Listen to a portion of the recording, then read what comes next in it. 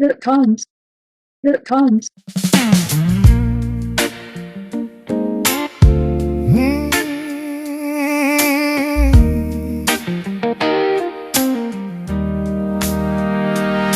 I don't move as good as I used to. Some days it takes me a minute or two, but the world keeps turning like it's meant to do. And time don't wait, it just carries you through. I've had good days and a few slip away, had a few things work out a different way. But you live long enough and you'll see it's true. The things worth keeping take time to come through.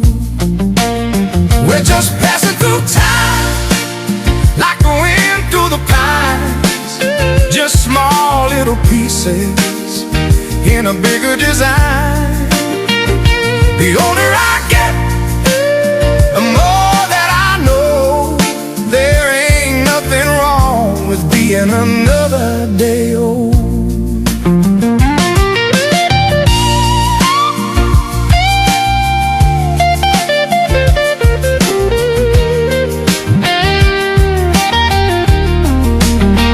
There's a long stretch of road and a sky full of blue, and the radio playing that worn out tape. Used to drive like I had somewhere better to go. Now I just let the miles roll easy and slow. I used to think youth was the place to stay, like the best of life might fade away.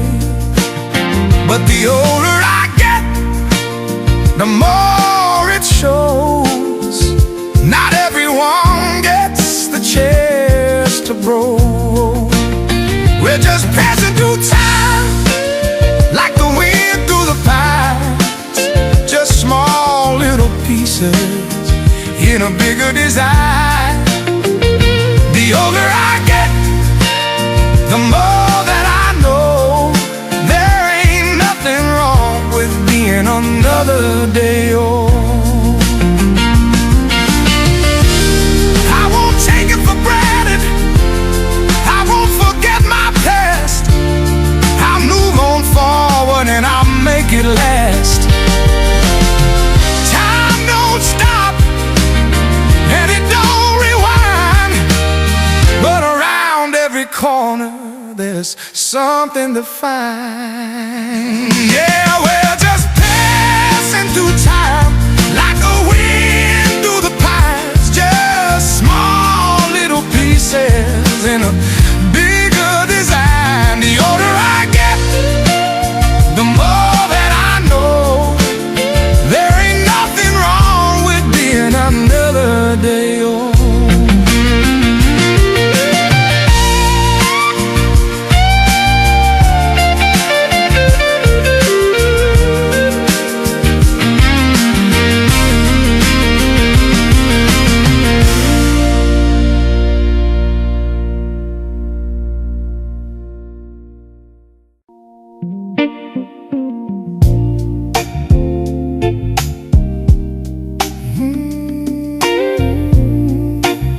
Aunt Martie, this is for you. I guess it's kind of a living eulogy. The losses our family has suffered over the last several years have taught me that time for all of us is precious and can be fleeting. I don't want to wait until it's too late to say these things to you. John's invitation to us to help celebrate your 80th birthday seems to be the perfect opportunity to try and express in a simple way just what you mean to the North Carolina branch of the family. Each of us has special memories and favorite moments, and we relive some of them with you now. I've had my share of ups and downs, lost my way then turned around. Every road I took they led me. There was a time in our lives when everything changed. We were still kids, even those of us in our early 20s. Well, We were trying to figure out what to do next, how to regain some order in an awkward and chaotic time. And truthfully, we didn't really know. But we weren't alone, because you were there. Not just for a moment, and not just when it was easy. You stepped in, and you stayed. And in a time when we needed almost everything, you became a very large part of what we needed most. If you ask any of us, we'll each probably tell you something a little different. But somehow, we all say the same thing. Shelley remembers this.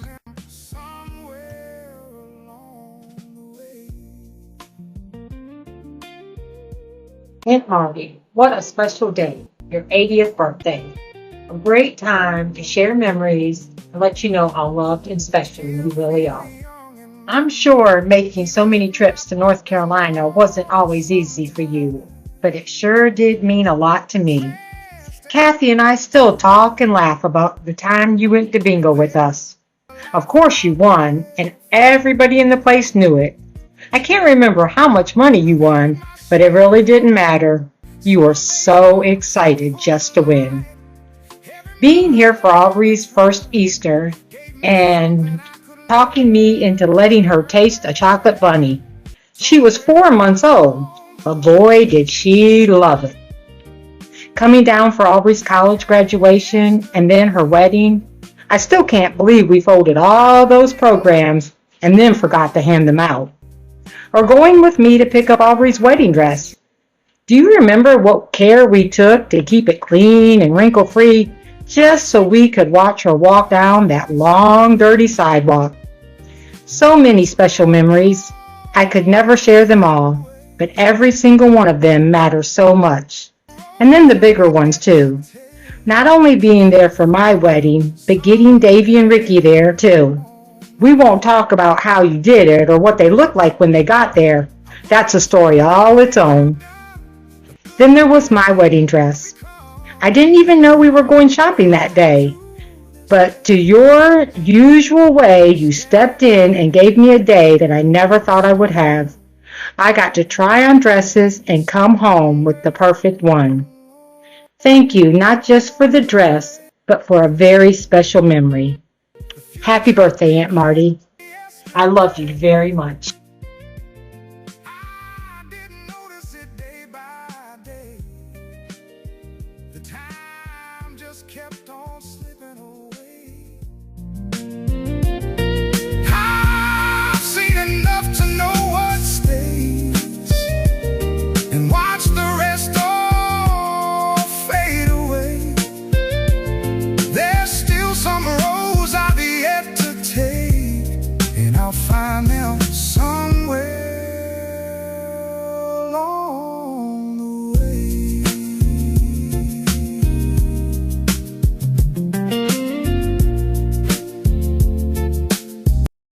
And Marty, although Shelley's story describes you to a T, always willing to give of yourself with such great enthusiasm, I think that Davy can attest personally to what lengths that enthusiasm can go.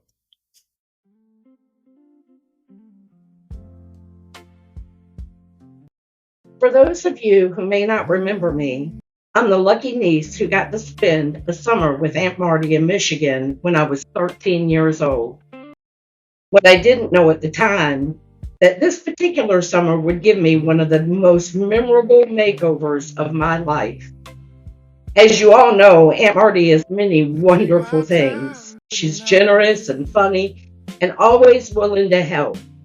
But a licensed beautician, however, she is not. In fact, years later, I heard rumors that she might have even been a beauty school dropout. Though at the time she carried herself with the confidence of a seasoned cosmetologist who had invented highlights. One afternoon, I mentioned that I wanted blonde, sun-kissed highlights to brighten up my naturally dark, curly hair. Apparently, that was exactly the sentence Aunt Martie had been wanting to hear her whole life. Within an hour, she returned from the local department store with what she clearly believed were professional supplies. A bleach kit and rubber gloves, a shower cap with tiny holes in it, a crochet hook, and enough towels to handle what I now realize was a very foreseeable disaster. When I walked into the kitchen, she had transformed it into a full beauty shop. The table was covered in newspapers. There was a mixing bowl in the middle, like a science experiment, and the gloves were already on. All that's missing is you, she said, almost squealing in her excited voice. She pulled strands of my hair through the little cap holes like she was harvesting spaghetti. Then came the bleach. About 30 minutes later, the heat felt like ants were having a cookout on my head. When she rinsed it out, my sun-kissed highlights looked less like sunshine and more like a pumpkin that couldn't decide if it wanted to be orange or yellow. I stared in the mirror. She stared in the mirror. Well, she said finally, we obviously need to do it again with more bleach and a longer time. This time we know what we're doing. So the next day, after another department store trip for round two, I again found myself sitting at the kitchen table beauty shop. At one point, my head was buried in the sink, hot fumes and suds running down my face, and that's when I began to question my decisions. The second result canceled out any warmth or shine or life that it had ever been left in my hair, replacing it with a crackling blue-gray straw. The phrase finger in a light socket comes to mind. But Aunt Martie had a plan. Well, clearly, she said, trying to run her fingers through it. All we need to do is wait a week. We'll give it a perm.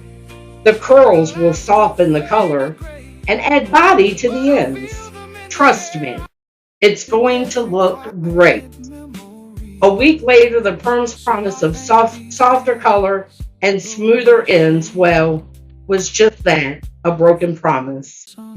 Looking back at me in the mirror was a young girl with old, brittle, crackly blue-gray hair that looked like it had lived far more than its 13 years.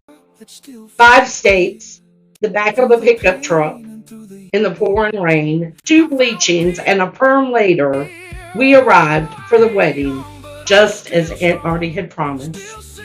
And to this day, whenever I think about the summer in Michigan, I remember Aunt Martie's confidence, the smell of bleach in the kitchen, and being thankful for you, Aunt Martie, and thankful that hair does in fact grow back. But more importantly, I remember a summer full of laughter and adventure and a time with an aunt who was always willing to jump in and try anything for the people that she loves. And Aunt Martie, after 80 amazing years, that's still exactly who you are. Happy 80th birthday.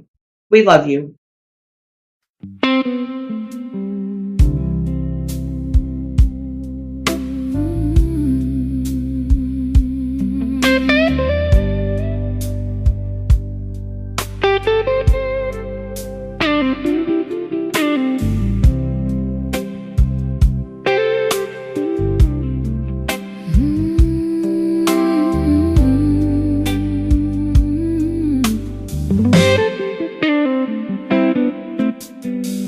Someone told me long ago, there's a calm before the storm. I know it's been coming. I chuckle every time I hear that story. That is another great example of you, Aunt Martie, and again, describes you perfectly. But it isn't just the big moments. It isn't just the things remembered years later. It's the everyday ones. The kind of moments that don't seem important at the time, but somehow mean everything later. Time spent riding in cars, or even trucks. Rick remembers one trip that probably says it best.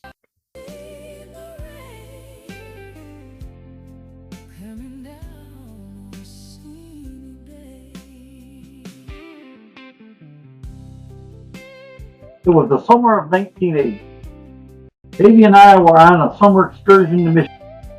Kelly was getting married in North Carolina, and of course she wanted Davy in the wedding and me there too. So it was Aunt Martie to the rescue. I'll drive you all down there. It was just one small. She had a very small Plymouth Arrow pickup truck, candy apple red with wood paneling on the side. With Davy, Erlina, Johnny, and I piled into the back for what started a fun-filled adventure. I will say Aunt Martie made one thing very clear. We were welcome to ride. One complaint, and my asses would be with. First, we were singing, playing traveling games, waving at passing cars, truckers blowing their horns. Things were going great. Then it happened. The pouring rain.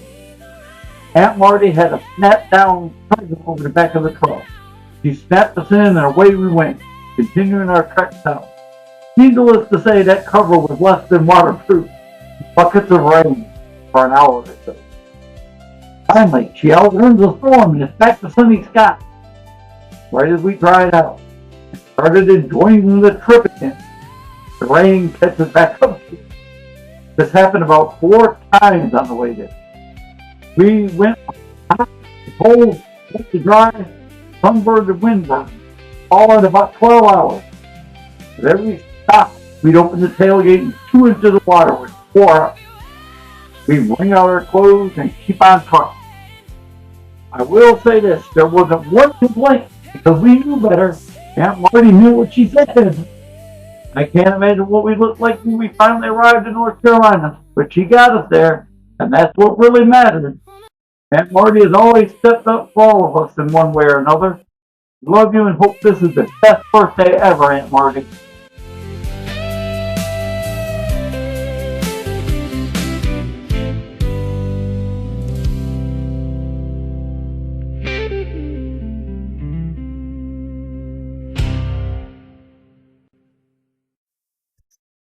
That story has become legendary in the family, and I think almost everyone has heard some version of it along the way.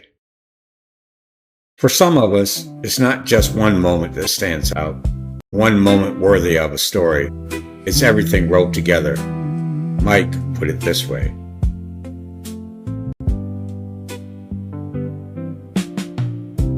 Woke up slow, same chair by the window. Coffee's cold, but I let it stay. Got that old song playing on the radio, one I used to sing your way. My hands shake just a little. Well, happy birthday, Aunt Martie. I've been thinking for a while about what to say tonight, trying to find one particular memory, one special moment, something that left its mark on my life. Like a TV in my head, I watched every Marty episode that my brain had retained, and believe me, there were plenty. I searched and I searched, but I couldn't find just one. After a break to clear my mounting frustration, I returned pen in hand to this labor of love. As it turned out, that break was exactly what I needed. But when I turned my brain TV back on, everything became clear to me. My mistake was trying to find a single moment from a single episode to convey to you tonight and to share with everyone here as humorously and dramatically as possible.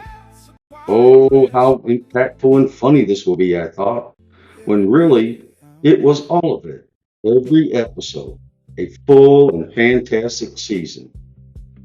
Aunt Martie, hear me when I say this.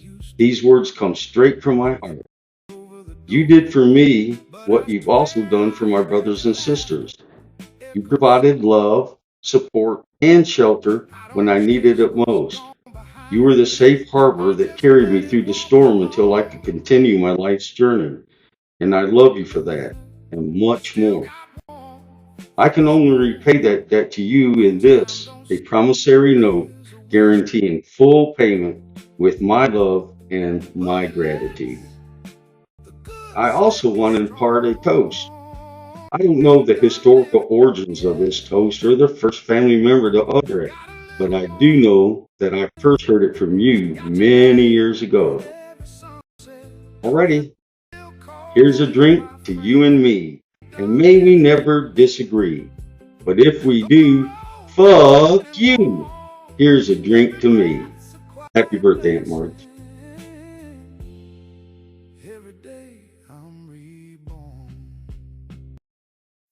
That emphasis comes from a memory that we still talk about. It occurred during Aubrey's college reception in the kitchen of the American Legion hut. It has brought us many laughs since. As you can see, it wasn't always serious. Aunt Martie, you have a way of making things lighter, of reminding us that it's okay to laugh, even when life isn't easy. And the thing is, you never stopped. Through the years, through everything, you kept showing up. Still there, still present, still the same person we always knew. You gave us something we likely didn't realize at the time. Stability, love, a place to land, family ties that bind. You gave us what we needed when we needed it most. Happy 80th birthday, Aunt Martie. We love you. I've come this long